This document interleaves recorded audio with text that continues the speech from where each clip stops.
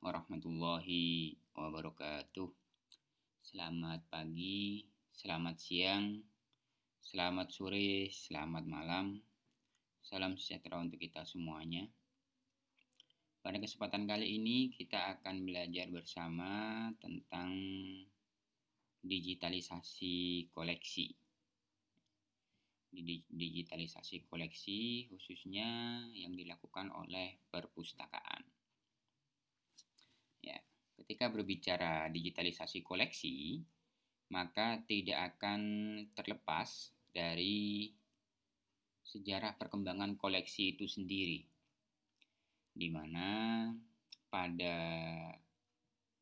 awal-awal manusia masih nomaden, mereka masih menggambar tulisan-tulisan, ya. Mereka masih menggambar tulisan-tulisan yang ada di dinding-dinding gua, kemudian di dinding-dinding gua, di batu, di tulang-tulang dan lain sebagainya. Kemudian pada tahun 2500 sebelum Masehi muncul papirus. Papirus ini sejenis rumput yang pada waktu itu hanya tumbuh di sekitaran Sungai Nil.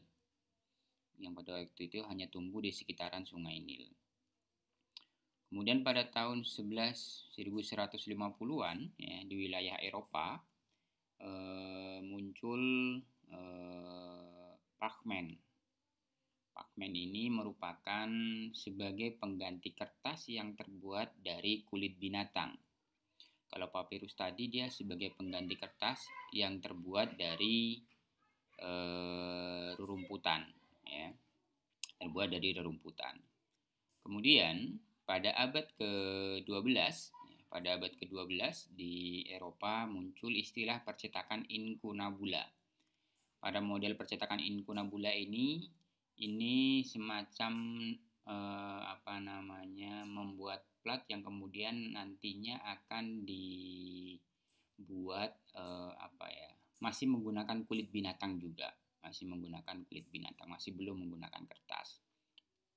Baru kemudian pada tahun 1440-an ya, di Jerman ada Gutenberg, dia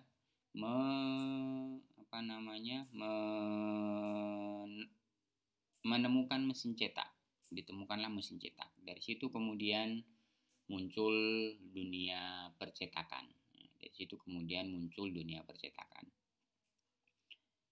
Baru kemudian pada tahun 1990-an muncullah istilah perpustakaan digital dengan adanya berbagai macam teknologi yang berkembang di masyarakat. Itu kira-kira sejarah perkembangan koleksi ya di perpustakaan. Pertanyaannya adalah kenapa harus digital? Apakah tidak cukup dengan koleksi tercetak saja? Nah, kenapa? Pertanyaan ini bisa dijawab ya. Karena yang pertama, digitalisasi merupakan suatu bentuk penyelamatan koleksi. Untuk yang versi tercetak, biasanya dia hanya bisa berumur kurang lebih 50 tahun. Itu sudah rusak. Itu pun kalau tidak ada vandalisme, tidak ada pengerusakan seperti dirobek dan lain sebagainya. Berbeda dengan yang berbentuk digital. Dia bisa bertahan lebih lama. Bahkan saat ini istilah yang muncul adalah sekali kita membuat postingan dalam bentuk digital, maka dia selamanya tidak akan pernah terhapus. Kira-kira seperti itu yang muncul. Kemudian selain sebagai bentuk penyelamatan, saat ini juga sudah eranya itu sekarang sudah serba ya, mulai dari generation, mulai kemudian ada e-commerce yang ini bagi yang suka belanja secara online. Kemudian ada e-book ya. Oleh karena itu pengelola perpustakaan harus bisa mengikuti perkembangan yang ada. Agar apa? Agar tidak edan. Ya. agar tidak edan. Kemudian ya, kelebihannya apa kelebihannya? Kelebihan dari koleksi digital. Kelebihannya adalah yang pertama menghemat ruang. Menghemat ruang, bayangkan misalnya jika dalam satu flash disk itu atau dalam satu komputer itu bisa menyimpan ratusan bahkan ribuan judul buku yang berbentuk e-book. Ya, judul buku yang berbentuk e-book, atau di dalam satu komputer milik pemirsa misalnya yang membuat makalah misalnya, di situ bisa menyimpan ratusan bahkan ribuan makalah ya, yang sudah dibuat. Ya. Bayangkan kalau itu kemudian harus disimpan dalam bentuk tercetak, butuh berapa lemari untuk menyimpannya. Yang kedua adalah akses ganda. Akses ganda di sini maksudnya dalam waktu yang bersamaan koleksi digital dapat dibaca secara bersama-sama di tempat yang berbeda. Di waktu yang sama tapi di tempat yang berbeda bisa dimanfaatkan secara bersama. Kemudian lebih bertahan lama sebagaimana yang saya sampaikan tadi. Yang keempat dapat berbentuk multimedia. Jadi koleksi digital dia tidak hanya melulu berbentuk teks, tapi nanti bisa misalnya ditambahkan dalam bentuk video dan lain sebagainya. Dan yang terakhir adalah biayanya lebih murah. Biaya lebih murah dalam hal ini adalah tidak terlalu membutuhkan perawatan yang sebagaimana koleksi tercetak. Ya, harus ada fumigasi dan lain sebagainya kalau koleksi tercetak. Kalau koleksi digital tidak, hanya perawatan server saja mungkin. Nah, kelemahannya adalah yang pertama, tidak semua SDM di perpustakaan, ya, sumber daya manusia di perpustakaan tidak semuanya familiar, ya. Tidak semuanya mampu melakukan atau menyediakan koleksi digital. Kemudian yang kedua, ya, seluruh koleksi digital itu membutuhkan alat bantu, ya. Misalnya komputer, laptop, handphone, ya. Tanpa itu tidak akan bisa. Yang ketiga, tidak semua orang familiar, ya. Tidak semua orang familiar dengan hal-hal yang berbau digital. Mungkin bagi para generasi muda hal-hal yang berbau digital mungkin sudah tidak asing lagi, tapi bayangkan bagi mereka-mereka yang mungkin lahir di era-era tahun 60-an, di era-era tahun 70-an mungkin, maka hal-hal yang berbau digital ini perlu belajar lagi mereka. Yang terakhir, banyak orang mengira ini masalah dana. Kenapa? Karena biasanya ketika akan membuat perpustakaan digital, untuk menginikan koleksi digital itu biasanya membutuhkan biaya awal, ya, biaya awal yang cukup besar. Namun ketika itu sudah dilalui, maka masalah pembiayaan ini tidak lagi menjadi masalah, karena nantinya kalau dihitung-hitung ketemunya akan lebih murah dibandingkan dengan koleksi yang tercetak, ya, dengan koleksi yang tercetak. Nah, lalu peralatannya apa saja untuk melakukan digitalisasi koleksi? Untuk melakukan digitalisasi koleksi, kita bisa menggunakan satu komputer pasti, ya. Yang kedua butuh scanner dan juga drivernya tentunya. Kemudian membutuhkan software aplikasi, ya. Software aplikasi seperti editing foto, Microsoft Word atau ODF, PDF, e-book dan lain sebagainya. Kemudian membutuhkan peralatan audio dan video, ini juga diperlukan kalau ingin membuat yang multimedia.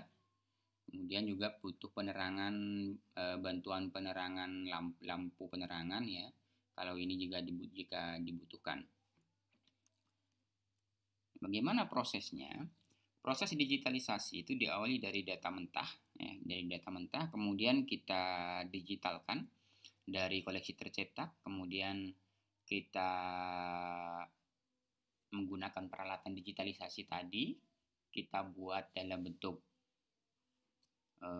koleksi digital, ya, baru kemudian akan menghasilkan dokumen digital yang akan kita olah lagi sehingga dia siap untuk digunakan oleh pemustaka. Tekniknya, ya, teknik digitalisasinya itu ada dua, ada dokumen capture dan yang kedua adalah ada dokumen manajemen. Dokumen capture ini adalah jika kita melakukan digitalisasinya dari koleksi yang tercetak, kemudian kita rubah ke dalam bentuk, ya, dari koleksi tercetak kita rubah, baik itu menggunakan scanner, kita foto dan lain sebagainya, kita rubah dalam bentuk koleksi digital.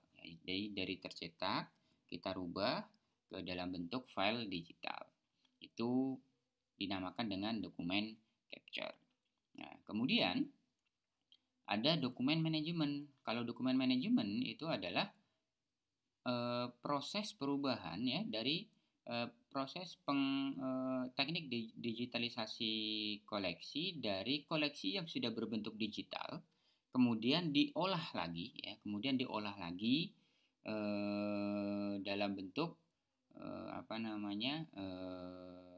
digital lagi, ya. Misalnya apakah ditambahkan watermark dan lain sebagainya, ditambahkan penanda kepemilikan dan lain sebagainya, sehingga dia siap untuk dilayangkan kepada pemustaka. Itu disebut dengan dokumen manajemen. Nah, tahapan-tahapannya, ya, tahapan digitalisasinya, yang pertama kita seleksi dulu dokumen mana yang akan kita digitalkan. Perlu diingat di sini bahwa tidak kemudian kita mendigitalkan koleksi-koleksi tercetak yang ada di tidak sembarangan kita mendigitalkan koleksi tercetak yang ada di perpustakaan. Maksudnya apa? Tidak boleh misalnya buku-buku, karena kita ingin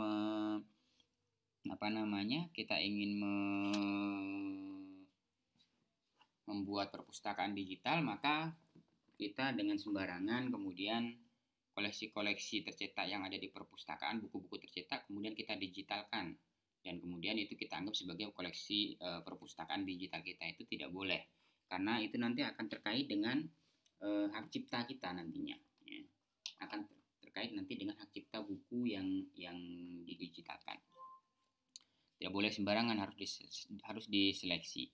Akan lebih baik jika misalnya koleksi yang didigitalkan tadi itu adalah koleksi-koleksi yang memang dihasilkan oleh perpustakaan itu sendiri atau dihasilkan oleh sivitas akademik yang berada di lingkungan perpustakaan, di lingkungan institusi yang menaungi perpustakaan. Akan lebih baik jika seperti itu.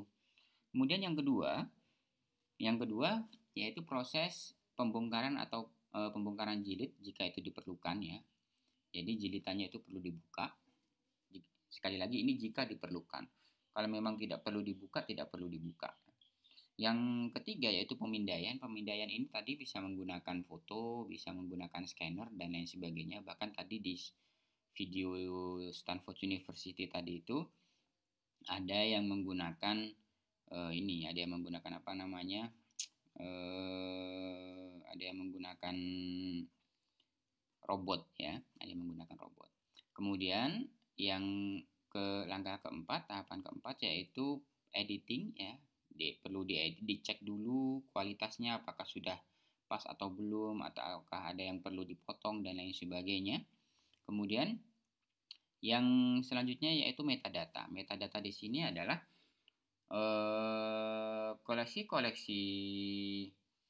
koleksi-koleksi yang ada yang sudah didigitalkan kemudian didata, ya. Kemudian didata kira-kira judulnya apa dan lain sebagainya. Kemudian ditambahkan, ya, penambahan basis data ditambahkan ke dalam basis data kita, ke dalam database kita, ya. Entah itu menggunakan database Slim ataukah menggunakan ePrint dan lain sebagainya. Kemudian yang ke 1, 2, 3, 4, 5, 6, 7, 8, yang ke-8 bisa dilakukan proses reproduksi, ya. Bisa disimpan dalam bentuk CD, DVD bisa sebagai cadangan, ya, sebagai cadangan.